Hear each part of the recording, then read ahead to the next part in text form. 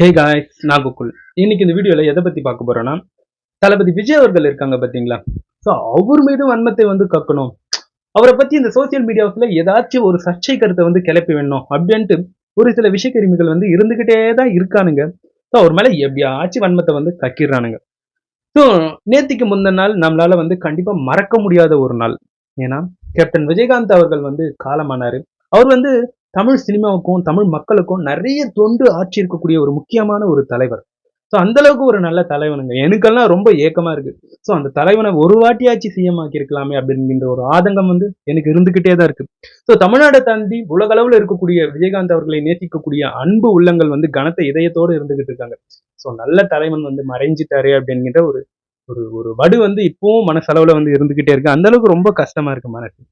இந்த மாதிரியான ஒரு நிலையில இந்த விஷ கிருமிகள் இருக்காங்க பாத்தீங்களா, அவனுங்க பார்த்திருக்கக்கூடிய வேலை தாங்க இப்ப சோசியல் மீடியாவுல அரசல் புரசலான ஒரு விஷயம் ஓடிக்கிட்டு இருக்கு. அப்படியே நியூஸ் சேனல் பக்கம் போய் பார்த்தோம்னா, அதாவது தளபதி விஜய் அவர்கள் மீது செருப்பு வீசப்பட்டதா அப்படின்ட்டு நியூஸ் சேனல். அப்படியே இந்த யூடியூப்ல இருக்கக்கூடிய நண்பர்கள் அவங்க இந்த மாதிரி தளபதி விஜய் அவர்கள் மீது ஏன் செருப்பு வீசினாங்க, எதுக்கு அப்படின்ட்டு எல்லாருமே அவங்களுடைய கருத்துக்களை முன் வச்சிருந்தாங்க. அதே போலதான் நானும் என்னுடைய கருத்தை இப்ப நான் முன்வைக்க போறேன். அதாவது நண்பர்களே, தளபதி விஜய் அவர்களுக்கும் கேப்டன் விஜயகாந்த் அவர்களுக்கும் எந்த அளவுக்கு ஒரு ரிலேஷன்ஷிப் இருக்குன்ட்டு நான் ஒன்றும் உங்களுக்கு சொல்லி புரிய வைக்க வேண்டாம். உங்களுக்கே தெரியும். ஸோ அவங்க ரெண்டு பேருக்கும் ஒரு நல்ல ஒரு ரிலேஷன்ஷிப் பாண்ட் இருக்குன்றது உங்களுக்கே தெரியும். ஏன்னா ஆரம்ப காலகட்டத்தில் ஸோ விஜய் அவர்களுடைய கெரியரா இருக்கட்டும், விஜயகாந்த் அவர்களுடைய முன்னாள் படங்களா இருக்கட்டும், அதுல விஜய் அவர்கள் ஒரு மழலை நட்சத்திரமாக ஒரு சிறு வயது பையனாக விஜயகாந்த் அவர்களுடைய படங்கள்ல விஜய் அவர்கள் நடிச்சிருப்பாரு. ஒரு அவருடைய விஜய் அவர்களுடைய கெரியருக்கு ஒரு முக்கியமான ஒரு தூணாக விஜயகாந்த் அவர்கள் இருந்தாங்க. அப்படியேப்பட்ட ஒரு முக்கியமான ஒரு நபர் தான் விஜய் அவர்களுடைய வாழ்க்கையில விஜயகாந்த் அவர்கள். ஸோ அவர் இறந்துட்டார் அப்படிங்கிற ஒரு செய்தியை கேட்ட பிறகு விஜய் அவர்கள் ரொம்ப மனசு போயிருக்காரு. அவருடைய பூத உடலை தளபதி விஜய் அவர்கள் பார்க்க வராரு நண்பர்களே. மனுஷன் வராரு, பயங்கரமான ஒரு கூட்டம், ரொம்ப பயங்கரமா போட்டு தள்ளுறாங்க, போலீஸ் எல்லாம் பிடிச்சி நிறுத்துறாங்க, பயங்கரமா தள்ளுறாங்க. ஏன்னா தளபதி விஜய் போது எல்லாருக்கும் ஒரு பயங்கரமான ஒரு கிரேஸ் இருக்கும். நிறைய பேருக்கு தளபதி விஜய் அவர்களை பிடிக்கும். ஸோ அந்த மாதிரி இருக்கும்போது எல்லாரும் பயங்கரமா தள்ளுறாங்க. சரியான ரஷ், தலைவா தலைவான்ட்டு கத்திட்டு இருக்காங்க. தளபதி விஜய் அவர்கள் முன்னோக்கி விஜயகாந்த் அவர்களுடைய அந்த இந்த உடல் வைக்கப்பட்டு இருக்கக்கூடிய அந்த இடத்துக்கு போறாரு. போய் அந்த இடத்துல அந்த பேழை மேல சாஞ்சி மனுஷன் ரொம்ப கஷ்டப்படுறாரு. நண்பர்களே, உண்மையா இத்தனை நாளா விஜய் அவர்கள் இந்த அளவுக்கு கஷ்டப்பட்டு நான் பார்த்தது இல்லை. அந்த அளவுக்கு அந்த பேழை மேல சாஞ்சி கஷ்டப்படுறாரு. விஜயகாந்த் அவர்களுடைய மனைவி கிட்ட ஒரு சில வார்த்தைகள் பேசுறாரு. அதுக்கப்புறம் திரும்பி ஒரு பார்வை பாக்குறாரு கேப்டன் விஜயகாந்த் அவர்களை. ஸோ அவர் எந்த அளவுக்கு கஷ்டப்படுறாருன்றது அவருடைய கண்ணு, அந்த பார்வை, அதெல்லாம் நம்மளுக்கு புரிய வைக்குது நண்பர்களே. அந்த அளவுக்கு ஒரு ரிலேஷன்ஷிப் பாண்ட் அவங்களுக்குள்ள இருக்குதுன்றது எனக்கு நல்லா புரிய வச்சுது அந்த பார்வை, விஜய் அவர்களுடைய பார்வை. ஸோ அந்த மாதிரி இருக்கும்போது ஸோ அவருடைய பூத உடலுக்கு மரியாதையெல்லாம் செலுத்திட்டு விஜய் அவர்கள் திரும்பி காருக்கு வராரு. அதே மாதிரி வரக்கூடிய அந்த வழியில ஃபேன்ஸுங்க, சரியான ஃபேன்ஸ் போட்டு நெரிக்கிறாங்க. போலீஸ் அவர்கள் தான் அவரை ரொம்ப முழுக்க முழுக்க பாதுகாப்போட கூப்பிட்டு கார் கிட்ட விடுறாங்க. அதுக்கு முன்னாடி நிறைய ஃபேன்ஸ் என்ன பண்றாங்கன்னா, அந்த கூட்டத்துல அப்படியே கண்ணத்தை பிடிச்சி கிள்றாங்க, அதுக்கப்புறம் சட்டையை பிடிச்சி வலிக்கிறாங்க, முடிய தொட்டு பாக்குறது என்னான்ட்டு ஏகப்பட்ட விஷயங்கள் பண்ணிக்கிட்டு இருக்காங்க. அது தவறு கிடையாது. நான் ஆப்வியஸா சொல்றேன், தவறு கிடையாது. ஏன்னா ஆஸ் ஒரு ஃபேனா நான் அந்த இடத்துல இருந்தா கூட அவர்கிட்ட போயிட்டு ஹாய் சார், ஹலோ சார் அப்படின்ட்டு போய் கேட்க தான் நான் போயிட்டு முன்னாடி நிற்பேன். ஸோ அந்த மாதிரி எத்தனையோ நண்பர்களுடைய உள்ளத்துல அந்த ஆசை இருந்துட்டு இருக்கும். ஸோ அந்த மாதிரியான நிலையில அந்த நண்பர்கள் போயிட்டு அவருடைய கண்ணத்தை கிள்றதா இருக்கட்டும், சட்டையை பிடிச்சி வலிக்கிறதா இருக்கட்டும், இது போன்ற ஒரு சில விஷயங்கள் பண்ணிக்கிட்டு இருக்காங்க. ஏன்னா அவரை ஒரு வாட்டியாச்சும் நம்ம தொட மாட்டோமா, அவர் ஒரு வாட்டியாச்சும் அவர்கிட்ட பேச மாட்டோமா அப்படிங்கிற அந்த ஏக்கம் தளபதி விஜய் ரசிகர்கள் கிட்ட இருக்கும். ஸோ அதனால அவங்க பண்ணாங்க. இது ஒரு தவறுதலும் கிடையாது. இதை அக்செப்ட் பண்ணிக்கலாம், ப்ராப்ளம் இல்லை. பட் அந்த இடத்துல இருந்து தளபதி விஜய் அவர்கள் நகர்ந்து கார் பக்கத்துல வராரு.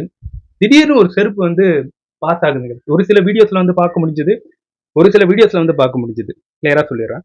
ஸோ ஒரு செருப்பு பாஸ் ஆகுறத பார்க்க முடிஞ்சதுங்க. ஸோ இந்த விஷயம் தான் இப்போ சோசியல் மீடியாஸ்ல பயங்கரமா ஓடிக்கிட்டு இருக்கு. தளபதி விஜய் மீது செருப்பு வீசப்பட்டதா அப்படின்ட்டு. ஸோ ஒரு சிலர் இதை கண்டித்து பயங்கரமா திட்டி வீடியோஸ் போஸ்ட் பண்ணிட்டு இருக்காங்க. கண்டிப்பா இது ஒரு மிகப்பெரிய ஒரு தப்பு. இவனுங்களுக்கு வேற வேலையே இல்லையா? நாட்டுல எவ்வளவோ பிரச்சனை போயிட்டு இருக்கு, அதெல்லாம் பார்க்காம இதெல்லாம் ஒரு பொழப்பா?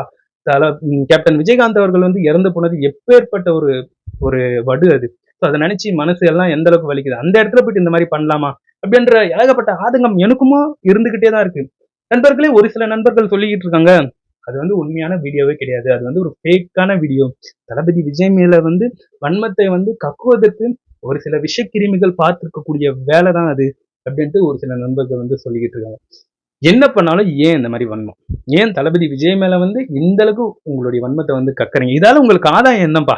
ஸோ நெறைய தலைவர்கள் வந்து இறந்து போனாலும், நேர்லயே போயிட்டு அவங்களுக்கு வந்து அஞ்சலி செலுத்துறதா இருக்கட்டும். ஸோ தமிழ்நாட்டுல வந்து ஏதாச்சும் ஒரு பிரச்சனை, ஏதாவது டிசாஸ்டர் நடந்தாலோ, எது நடந்தாலும் தளபதி விஜய் அவர்களுடைய பங்கு வந்து அந்த இடத்துல வந்து இருந்துகிட்டே தான் இருக்கு. அந்த மாரி ஏகப்பட்ட நல்ல வேலைகளை செய்யக்கூடிய அந்த மனிதர் மீது ஏன் உங்களுக்கு வந்து இது போல ஒரு காண்டு? ஏன் இது போல ஒரு ஒரு வன்மத்தை வந்து கக்கணும் அப்படிங்கிற ஒரு விஷயத்த வந்து நான் பார்த்து கேட்கிறேன் நண்பர்களே. வன்மத்தை கக்கக்கூடிய அந்த அந்த நண்பர் வந்து வன்மத்தை வந்து கக்கிக் கொண்டே இருக்கட்டும். ஏன்னா, கண்டிப்பா தளபதி விஜய் அவர்கள் வந்து ஒரு அட்வைஸ் வந்து குடுத்திருப்பாரு. ஆனா நம்மளுக்குன்ட்டு ஒரு எனிமி, நம்மளுக்குன்ட்டு ஒரு சில பிடிக்காதவர்கள் இருந்தாங்கன்னு வையேன், அந்த பாதையே வேற லெவலா இருக்கும்ல. சும்மா போர் அடிக்காம கெத்தா எதிர்க்கிறதுக்குன்ட்டு ஒரு சிலர் இருக்கானுங்கன்ட்டு ஒரு ஒரு ஒரு பிரிகாஷியஸ் நம்மகிட்ட வந்து இருக்கும். ஸோ அதே போல தான் இத வந்து எடுத்துக்கலாம் நண்பர்களே. தளபதி ஃபேன்ஸ் யாராச்சும் நீங்க இருந்தீங்கன்னா, ஸோ இத வந்து இப்படி எடுத்துக்கலாம். ஸோ தளபதி விஜய் அவர்கள் வந்து எப்பேர்ப்பட்ட பெரிய ஒரு ஆளு. ஸோ அவருக்கு வந்து இப்பேர்ப்பட்ட சில விஷக்கிருமிகள் வந்து இருந்துகிட்டே தான் இருப்பானுங்க. இப்ப கூட இது வந்து ஒரு வகையில வந்து இது வந்து சர்ச்சையாச்சா இல்லையான்ட்டுலாம் எனக்கு தெரியாது. நீ சர்ச்சை பண்ணிக்கோ ப்ராப்ளம் இல்ல. ஆனா இப்போ கூட அவர் வந்து எப்படி 400 குடும்பங்களுக்கு வந்து நெல்லையில வந்து நிவாரணம் குடுக்க கிளம்பிட்டாரு. நீ வந்து இந்த மாரி சர்ச்சைய வந்து நீ வந்து கிளப்பிக்கிட்டே தான் இருக்கணும். இதால உனக்கும் நல்லது கிடையாது. இந்த மாரி நெறைய பேரு உன்ன வந்து எப்படி சொல்றது? திட்டுவானுங்க. அதெல்லாம் நீ கேட்டுக்கிட்டு தான் இருக்கணும் அப்படிங்கிற ஒரு விஷயத்த வந்து அந்த சர்ச்சையை கலப்பக்கூடிய அந்த நண்பன பார்த்து நான் சொல்றேன். நல்ல மனிதர்களை வந்து வாழ விடுங்க. நல்ல தலைவர்களை வந்து வாழ விடுங்க.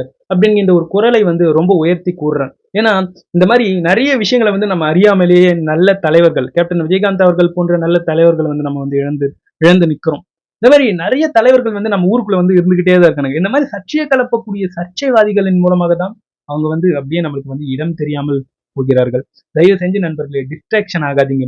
அந்த நல்ல தலைவர்கள பத்தி ஏகப்பட்ட விஷயங்கள் வந்து போயிட்டு இருக்கு. அத பத்திலாம் நீங்க சர்ச் பண்ணி பாருங்க.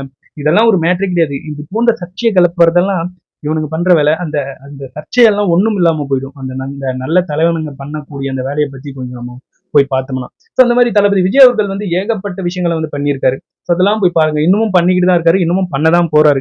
இந்த போன்ற ஒரு தலைவன போயிட்டு இந்த மாரி சர்ச்சை பண்ணலாமா நண்பா? அப்படிங்கிற ஒரு கொஸ்டின வந்து அவர்கிட்ட வந்து வைக்கிறேன். இதெல்லாம் உனக்கு ஒரு ஆதாயமும் கிடையாது. இதெல்லாம் நீ ஏன் தான் பண்றன்னும் எனக்கு புரியல. ஸோ எனிவே நண்பர்களே, இப்போ ரீசென்ட்டா நடந்திருக்கக்கூடிய சம்பவம் இதுதான். உங்களுக்கு வந்து எந்த அளவுக்கு போதுமான ஒரு விளக்கம் வந்து இந்த வீடியோவின் மூலமாக தெரிஞ்சிருக்கும் இந்த சர்ச்சையின் பற்றி. ஸோ உங்களுடைய கருத்துக்கள் இங்கு வரவேற்கப்படுகின்றது. நீங்க வந்து உங்களுடைய மனசுல வந்து ஏதாச்சும் தாட்ஸோ, டவுட்ஸோ ஏதாச்சும் இருந்துச்சுன்னா, கண்டிப்பா என்னுடைய கமெண்ட் செக்ஷன்ல கமெண்ட் பண்ணிடுங்க. ஸோ நண்பர்களே நீங்க வந்து இந்த கமெண்ட், ஷேர், லைக் இது போன்ற விஷயங்கள் பண்ணீங்கன்னா, இன்னமும் நெறைய வீடியோக்கள் பண்ணுவதற்கு எனக்கு வந்து ஒரு மோட்டிவேஷனா இருக்கும். தயவு செஞ்சு அத வந்து பண்ணிட்டு போயிடுங்க. நான் வந்து உங்கள அடுத்த ஒரு வீடியோல பார்க்குறேன் நண்பர்களே. பாய் பாய்.